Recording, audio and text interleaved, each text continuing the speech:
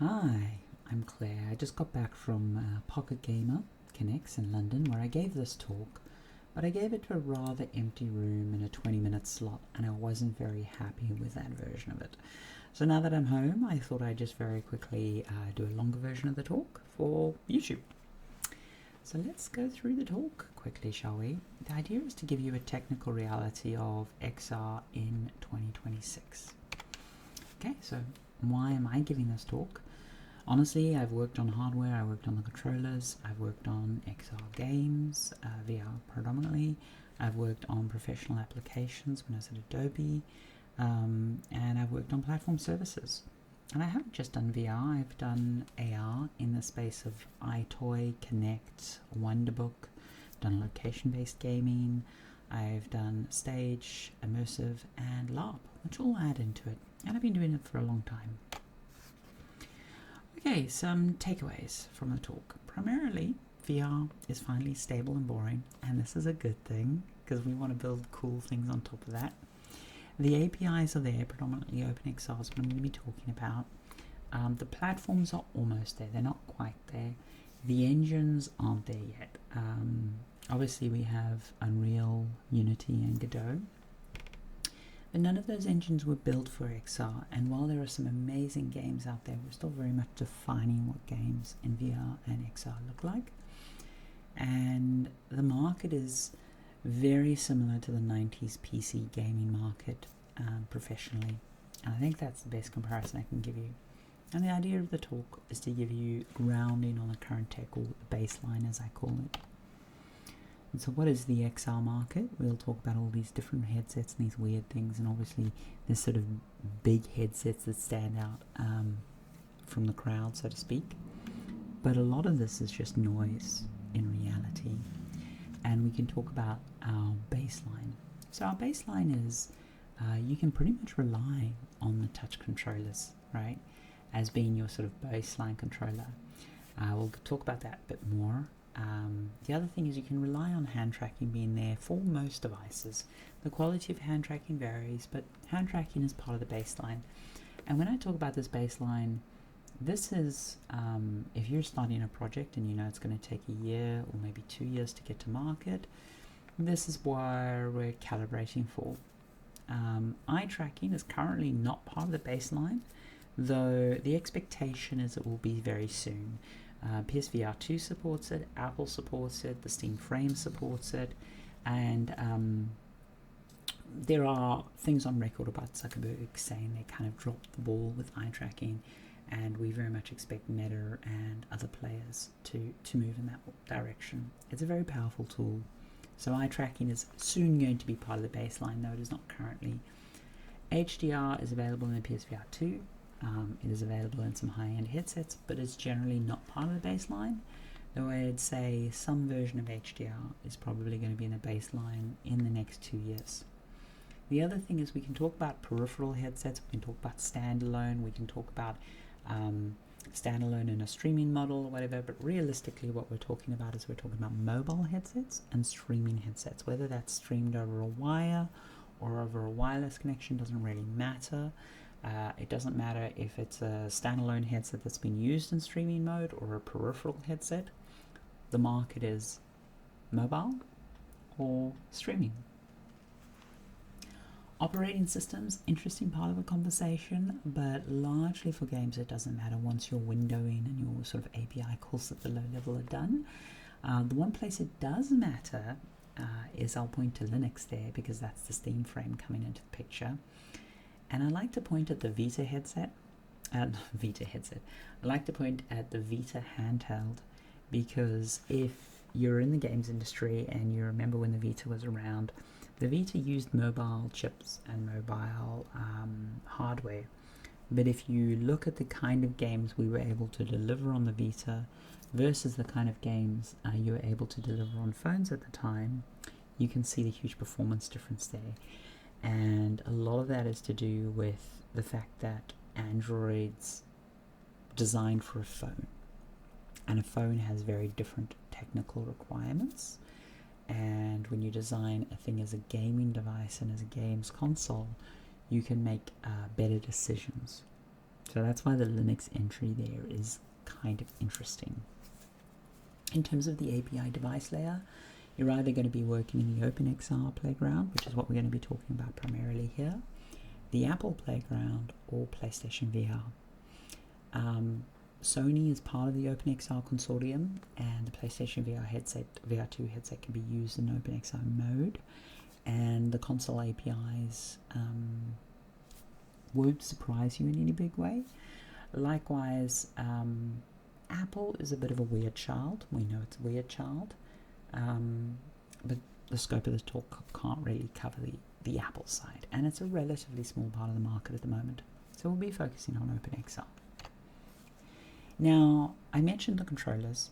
When OpenXR spec got started, the simple controller was really our sort of baseline controller. That is to say, a menu button, a select button, and a thing that you track, usually 3DOF, sometimes 6DOF, but that was kind of our baseline, right? That's not even a trigger. That's not a grip. That's where we were. Now, with OpenXR 1.1, we have the generic controller model. That is basically a touch controller, right? In terms of it's got a trigger, it's got grab, it's got a primary, secondary, and a joystick, and it's got a menu button on each controller. That is our new standard, all right? And if you look across sort of the Steam frame, if you look across the Quest, you look across the Pico and the PSVR 2 controllers, that's pretty much what you'll get. On the Steam frame, you'll get some additional buttons, and occasionally you'll get like additional features like the responsive trigger on the PlayStation controller. But that is the stable base we're working from, and I would strongly encourage you, if you're developing, to support the generic controller. Recently, some devs had trouble with submission to do with interaction profiles and some Windows mixed reality controllers and stuff. So very much is one of those things I'd say, support the generic profile as defined in the 1.1 spec, and only support interaction profiles past that if you have physically tested them and they're part of your QA pass. Don't sort of speculatively put interaction profiles in. The other thing I'll say is that while it's not yet part of the baseline, as I mentioned, eye tracking and hand tracking are pretty much in the baseline if you're entering into pre-production at this stage and you're sort of planning for your game. So this is the ugly bit of OpenXR. It gives us all these wonderful standards, but the reality of extensions is, depending on which headset you're on, depending on which runtime you're on, depending on which engine or client you're using, you're going to have a different availability of extensions. And while the baseline is a really good place to start and talk, having a technical producer in your team or having a programmer in your team who is familiar with these OpenXR extensions and can sort of see what is available to you, if you understand the platforms that you're targeting and you know, oh, these extensions or versions of these extensions exist on the things we're targeting, so we can do this cool new feature, that is really interesting, and that's how you can stand out in the market a bit. It's not necessarily part of the baseline, but again, this is kind of the thing we need to talk about. Runtime diversity is a big issue in the OpenXR space, and it's going to be a challenge. Though that link there, that QR code, will link you to where I got this grid from, which keeps an up-to-date sort of track of which extensions are supported by which runtimes, but also which game engines. I'll also say that out of the sort of big three VR engines, that is Unity, Unreal, and Godot by far has the best support for the OpenXR side of this equation.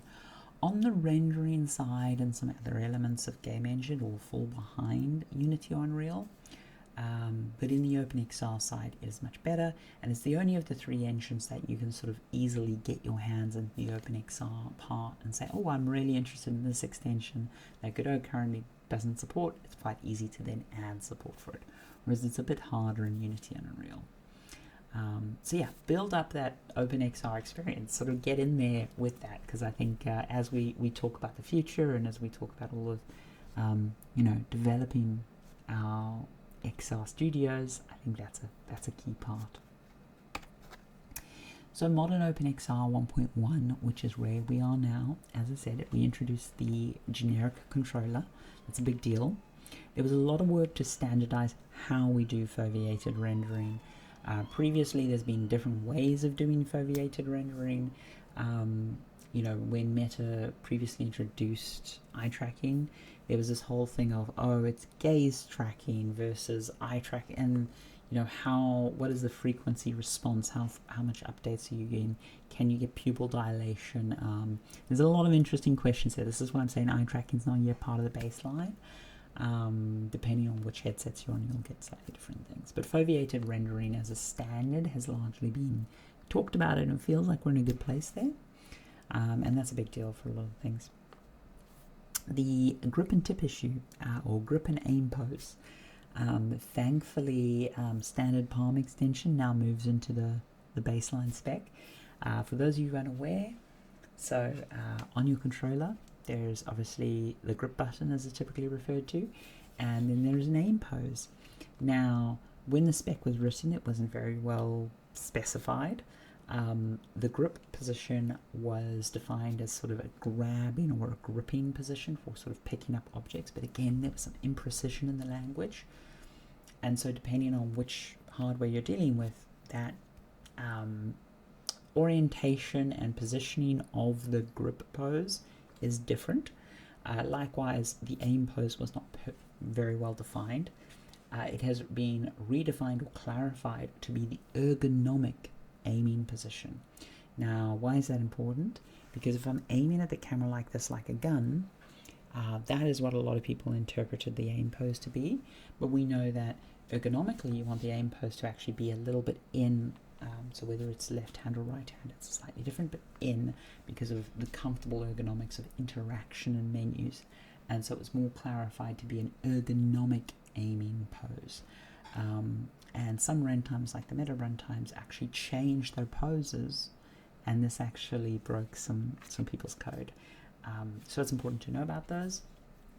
And the palm extension is the only of these that is defined in a way that is a lot clearer and more universal, and it's defined based on the position of the palm when you're holding the controller in the expected standard way, right? So it's an expectation. It's based on where the runtime thinks your palm is, and so it's a more universal measure across the different controllers.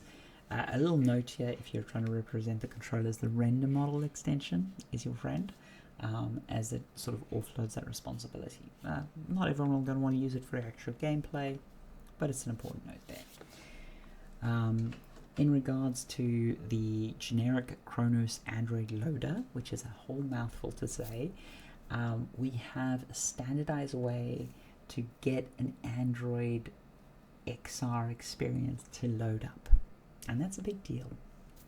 Now, if you're in reality going to ship onto the Pico store or the Meta store or whichever HTC or whatever store, you are likely going to need to use their loader to access certain features and to get through submission and such. But this at least gives us a baseline where we can talk, oh, okay, this is a generic way to package up an Android package that loads up a VR or an AR experience. And then finally we get a new reference space. So we had this sort of local space, which is, again, the original spec probably didn't define these as clearly, and there's some difference in how runtime treat these, but the local space was effectively local to the headset. In some cases, it's the actual headset position. It varies. And then we had the stage space, which was used for a lot of sort of standing experiences where you're moving around the room. The new reference space that's been added is floor. It's a much more clear spec. You know, it's been written much more clearly, and is also defined by gravity. So there's a lot more standardization, and that is basically, oh, you know, if you're stationary and there's a floor beneath you, you can use that sort of reference space for tracking and how you sort of connect objects to each other. And then finally, there was a lot of work on the MR/AR side and anchor points and spatial anchoring and standardizing of extensions there in regards to how do we mix the physical and digital worlds. So there was some really good stuff in there. Unfortunately, I'd say a lot of the anchor point stuff is not yet part of the baseline, but it's fast becoming part of the baseline. But I didn't want to include it as part of the baseline. But that's an important thing to keep your eye on, because support for it is getting very good, and it does enable some interesting stuff in the MR space. Okay, so then people, whenever I talk about sort of technical baselines and I talk about hardware like that, people will immediately turn around to me and they'll go, oh, but Claire, what about headset X that a studio is working on, or a company's working on, or some future thing? And in the sort of hype cycle of VR, what I like to point to is NASA, when they were going to the moon, invented this wonderful scale of technology readiness level. Right, so how well developed is a technology? Because when you're making a rocket and you're trying to go to the moon, there's a lot of parts. And the people who are sort of planning and scheduling and trying to decide all of this stuff needed a standard way to talk about this, because obviously, while most people were rocket scientists, they weren't necessarily a fuel expert or a guidance expert or whatever, and so they needed sort of a standard evaluation criteria. And they came up with this wonderful evaluation criteria that sort of proves risk out, right? And I think it's worthwhile to have some discussions in the VR space about this, right? So the questions I'd like you to ask, especially when it comes to Android headsets, has Qualcomm shown a reference design, right? Because I'm not saying that Meta and Pico and stuff don't do wonderful work on top of the reference design, but really the entire Android XR space is defined by the Qualcomm reference design. So for example, in that case, we know Qualcomm showed off their puck and split rendering demo. And you can look at that and you can see into the future of what headsets are going to look like, because the Qualcomm reference design kind of sets the near term, right? And until there is a Qualcomm reference design, you know that places like Meta haven't really started working on that version of a headset, right? So that's sort of the first question you can ask. The next thing you can ask is there a fab that can make it, right? Can this thing be made at mass scale, right? Can this component be sourced? A lot of companies don't even like to commit to a part until they can realistically in their timeline expect more than one fab able to manufacture this part, because if you only have one fab that can manufacture it, there's a lot of fragility in your logistics chain, and there's a lot of risk. There's a famous story there in regards to eye tracking when we were developing PSVR2 and a certain company that was acquired. So yeah, that's a big thing. Is there a fab? Is there a component demo? So for example, Sony's shown off this wonderful 4K OLED screen at 10K nits. There's a demo, there's a component that's shown off, it's out there, but there's not yet, to my knowledge, a fab that makes it, or says they can make it at any kind of decent volume, right? The next sort of question, if you're going further along the scale, is there a science fair example? So for example, those wonderful Meta AR fancy glasses, they require silicon carbide lenses, and the battery people desperately want silicon carbide because it enables a lot of cool stuff. And I'm hearing from most people I speak to who know more than me on that matter, that they don't expect mass production of silicon carbide until 2030 something. So unless Meta is able to find another material to construct their waveguided optics from, that's not going to happen anytime before the silicon carbide's ready, right? Maybe they find a workaround, right? That's part of what this whole technology readiness level is. But from most of what I've seen, silicon carbide's quite far away. It's still a science fair item. Is there a lab prototype? And then finally, if you're interested in true AR or holograms, there's this wonderful peer-reviewed paper on meta surface holography. But there we're talking, there's a paper, there's some computer simulations, but there's not even a lab prototype yet, right? So this is technology readiness levels. And just because something is, say, like a TRL3, that doesn't mean it'll hit 4 in the future. It may mean in the sort of going through each of these stages, a lot of technologies just don't break through to the next level, at least for a long time. So there's no sort of safe expectation there. So the further into the red something is, it's not just about time, it might not actually happen. There may be realities in moving this thing from the theoretical to the lab to mass production that get in the way, right? So we're not just talking about time, we're talking about readiness. That's a cold dose of reality when we're talking about the state of the XL market, because I think a lot of the hype can be talking about some future hardware. Okay, so let's get into the meat and potatoes, why tech matters and why it doesn't. What can the player experience? I do not give a rat's ass what the resolution of a headset is. I care about things like, can you read text in the headset? Now, this is not just the quality of the resolution of the displays.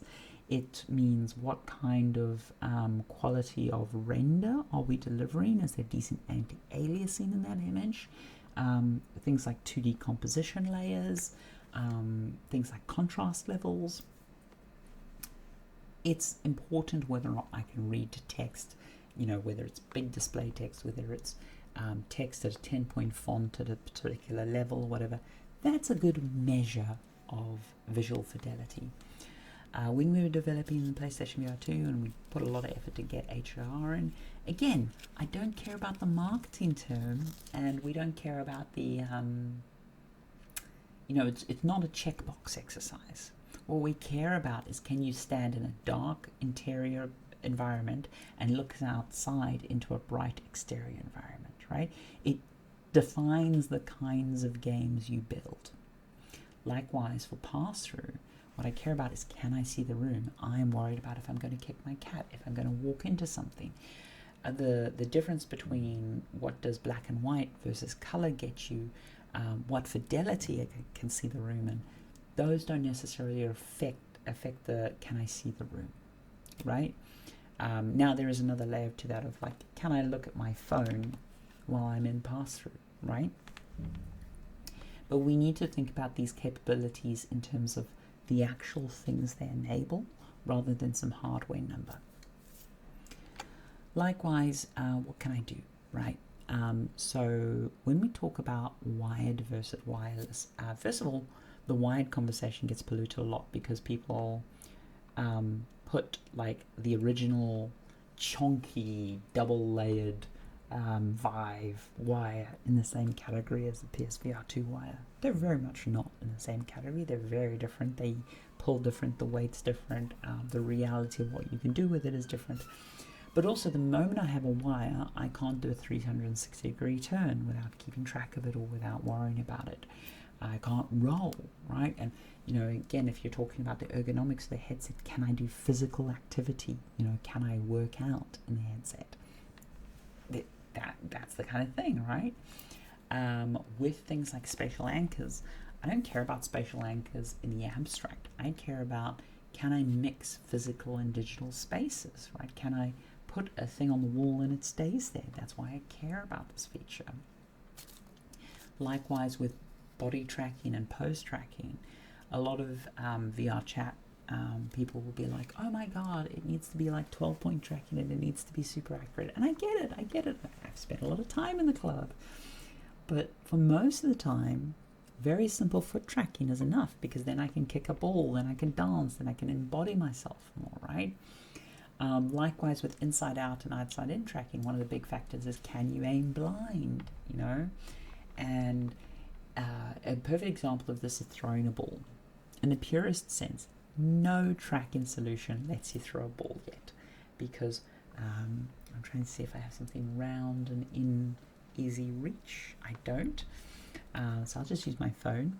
When you're throwing a thing, the actual release from your hand, a lot of it is to do with your fingers in that moment of throwing. And because we have all these controllers that you're holding, right, you can't really convey that through. But obviously there's a lot of games we already have where you can throw objects around, and that's because we've done a lot of software hacks to enable that. We don't have all the raw tracking information to kind of do that. We sort of infer where you want to throw. We do a lot of helping in software.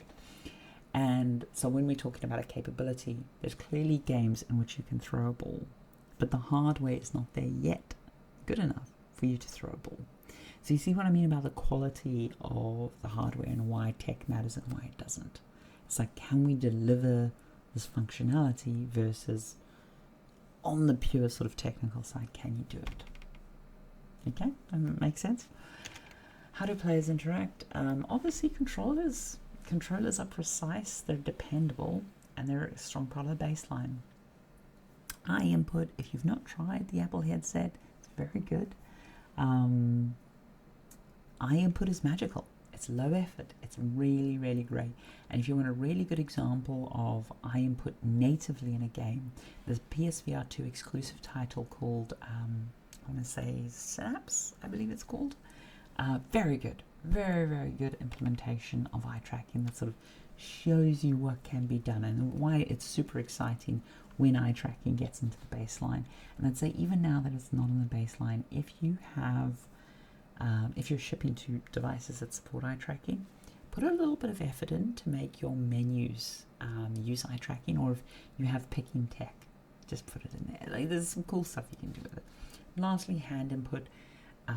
You have to acknowledge that hand input, you can have it, but the quality of the hand input might vary between headsets, and how much can you do with your hands, how fast can you move your hands, but it is a very intuitive interface.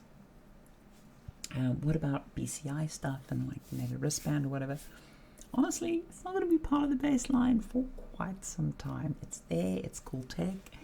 I wouldn't stress about it, and as an XR dev trying to make things, we can largely ignore it for the foreseeable future, especially if you're entering into pre-production anytime soon. Development experiments. Android development for Android is a bit of a trash fire. I'm not going to lie there. No engine is XR first at the moment, and that's a big deal. That's a very big deal. On the tooling side, we have some really cool stuff, especially with OpenXR 1.1 in regards to debugging tracking, but also in regards to debugging rendering with all the foveated stuff and everything that's coming through. It can get quite difficult, and if you're a serious game dev, you need that tooling, and this is part of the problem that we're only now starting to solve and crack that nut on. And this stuff will make a big difference to the quality of games we're able to make. So that's a big deal. Also, when I said at the start of this talk, platforms aren't quite there, the reliability of platforms isn't. As a dev, it's an extremely frustrating experience at the moment. If you made a game that 100% pushes the limits of a Meta headset, for example, the next Meta software update, they do not guarantee that they'll only take this much of the processor and they'll only in the future give you more. They'll sometimes make an update, and then all of a sudden your game has less headroom to run in. So if you're optimizing your game and you're using every bit of the buffalo, so to speak, that actually can be to your detriment, and a future OS update can screw you.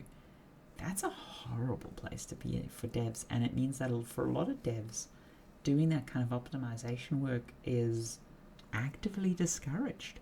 So we're not pushing the hardware to the limits.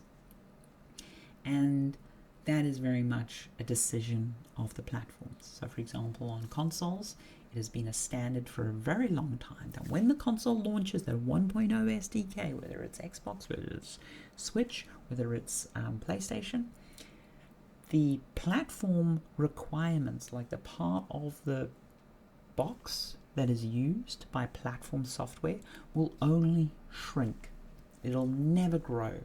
Sometimes it'll be like, oh, we've got this new feature, and if you want to turn on this new feature, it'll take a little bit more headroom. But in terms of future console updates, pretty much all of the platform holders guarantee that no future update would ever take more processing power. And honestly, that really should be the standard. But yeah, that lack of platform reliability and support is a huge deal. The last one I want to also cover on this side is developing inside of VR. If you've not tried Godot's Edit Godot inside VR experience, I strongly recommend you try it, even if you're a Unity or an Unreal house, because it will show you why this is so important. If you're able to read text well enough, see your keyboard and type code and make changes and do stuff, if you're able to make changes to your game, run it, and then go back and have that iteration loop without taking off the headset, it's a massive difference. So this is a big part of the baseline that we need to solve, and the headsets are good enough now. This is now a software problem. We need to just crack it. We need to crack it. We need to get there, and we're there pretty much. But it's something I feel very passionate about. Also, the other thing we have to acknowledge is piracy rates are through the roof, and this impacts devs in a big way. Likewise, it's ridiculous that the only place you can watch a Sony 3D movie is on an Apple headset. Now, I understand why this is. A lot of it is to do with hardware decoding and licensing and just the requirement of playing video reliably on certain hardware and such. But this impacts more than just, like, say, 3D movies. It impacts what you can do in your game in regards to video content. It sounds like a small thing, but it is actually kind of a big thing. It does hit devs in a lot of unexpected ways. So the sort of cost of session, this is a big deal in the hardware. So not only the price, like the monetary price of full setup, which I think we're very aware of, and I do mean the full setup, right? So if we're talking PC VR, what is the PC required to drive that? It's part of that question.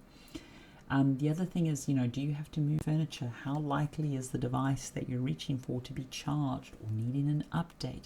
Is there software faff? Is Linked going to fail on you? Does this need an update? There's a lot of... If I'm excited about a video game, what is required to get into that session of play, right? And that's a key important question. There's also an emotional cost, which, I think Apple and PlayStation are very good at, and I'm hoping Steam will now smooth out a bit there. Do I feel like I look like an idiot when I'm putting this headset on? Do I feel safe, right? One of my biggest pieces of advice I'd give to VR devs, even if you're making a game that is entirely in VR, if the headset has any kind of mixed reality support, that start screen, that first screen you go into on the game, right, where you see the title or whatever, do it in mixed reality. Do it in mixed reality where you show the logos and stuff. Because that gives the player time to look around their environment, to reach for the controllers, to do those things. Don't assume they have all that set up, right? And then when the player presses start, right, when they say, I'm ready for your experience, then you can throw away all the mixed reality stuff and you can go into VR fully. And just that little step will make them feel a lot safer, will make that onboarding great. And, again, think about the offboarding a little bit, right? If you go from this really high intense action sequence that's very high motion and they immediately take off the headset, they're going to feel a little bit bad. Whereas if at the end of the level or the end of the session or how you have designed it, you have a moment to breathe, they're going to come out of the headset feeling better. It's a big deal. Again, culture is more important than hardware, right? If you don't believe this, look into the history of the Sidekick and hip-hop for phones. There's some really interesting stuff there. We didn't just move off pages because of the iPhone. Okay, so people are playing a lot of VR, right? The number goes up every year, playtimes are up, there is a lot of players. Most are second-tier owners, right? They bought it second-hand, they got it from an older sibling, they got it from a parent. There is a lot of young people in VR. Old hardware is still very active. Piracy rates are through the roof. I cannot repeat this often enough. You need to realize how high piracy rates are in VR. It's shockingly high. As in, like, there's most devs I speak to have more pirates playing their game than legitimate purchases by quite large orders of magnitude. The key demographic is young. They are teens primarily. and teenagers are cringe. Culturally, we don't emulate teenagers. It's just not how we're built as a society. However, we do somewhat fetishize university age people, 20-year-olds or whatever. It's a horrible part of our culture, but hey. And so as this cohort ages from teenagers into the university age, you will see this culture bump occur. And for a lot of people, it will feel like it's come out of nowhere. And oh my god, all of a sudden VR is cool. But a lot of it is just to do with demographics and when that cohort enters into a certain marketing category and a certain it's a well understood phenomenon. The last thing I'll say is it is okay not to like VR, right? Please, I get so sick and tired of people pretending they love VR, especially in the industry. It's fine. You don't have to like VR. There's a thing I want to briefly touch on it before I close off this talk about market growth. If when you started gaming 2D was the dominant medium, I guarantee you to this day 2D is your preferred way to play. Even if you're playing a game with 3D graphics, the gameplay is still 2D predominantly, I bet you, right? But the reason why we didn't see this with the 2D to 3D shift is because most people started gaming after 3D became a thing, and so they have fond memories of 3D, right? So they're 3D native. By the time VR came into play, which some people could say 2015, some people could say as late as 2020, it's a smudge. Most people had tried video games, right? And so a lot of, oh, do you love VR, is based on when were you introduced to it in your journey. Now there are going to be some exceptions. Some people like me who love it later in life. This is not a hard and fast black and white issue. But I found that this is tracked pretty well across studies that I've seen and research that I've seen. And this has a very sticky introduction effect. And this does mean that realistically, when we're talking about VR growth, it's going to be demographic, generational growth. It's not going to be hardware adoption, hockey stick kind of behavior.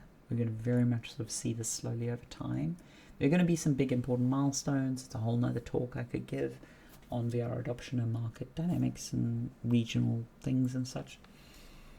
But it's important to realize that this is reality. There are some exceptions, and again, the PC market is a great example of this. If you look at like the Microsoft flight simulators and the MechWarrior gamer dads and the autistic 40-year-olds back in the 90s, they were very much a thing. They spent a lot on hardware, but they didn't play a lot of stuff outside the little niche, right? And it's very similar in VR. We have that cohort. But most of the cohort is quite young. Most VR players, especially when you talk about playtime, is young. So again, I want to reiterate, it is 100% okay not to like VR.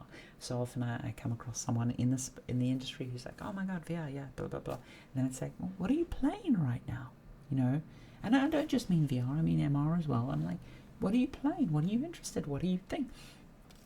And then I get blank responses from them. And I immediately lose respect for you if you do that. It's okay to not like VR.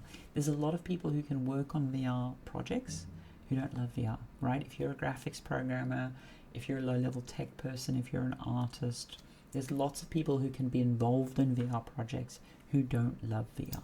Now, the core creative people do need to love VR, and I'd encourage you to bring on younger talent. But yeah, it's okay, and that is a big thing we have to get out in that conversation.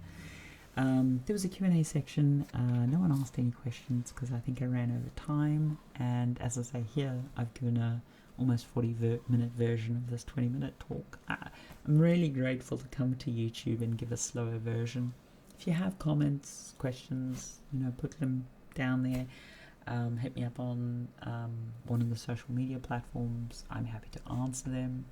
So if I was to give you some sort of takeaway, go away advice, other than what I said at the start, on the technical side, I would say focus on that baseline.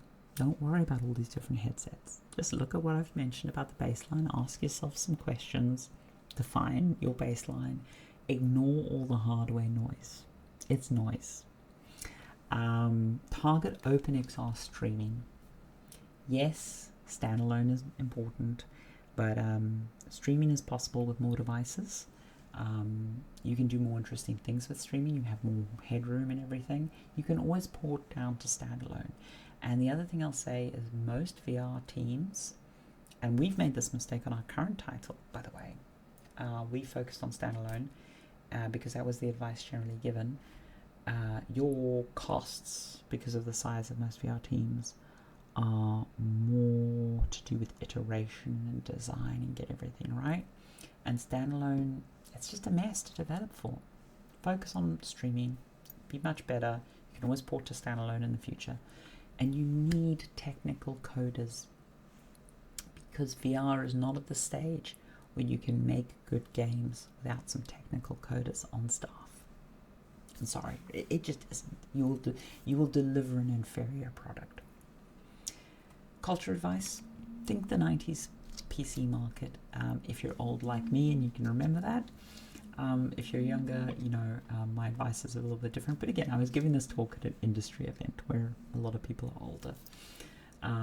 By which I mean you sort of got to think about that shareware market. The biggest challenge, honestly, is not only do you want people to try your thing, but then you need to convert them into, get them out of that piracy boat. And that's a big challenge.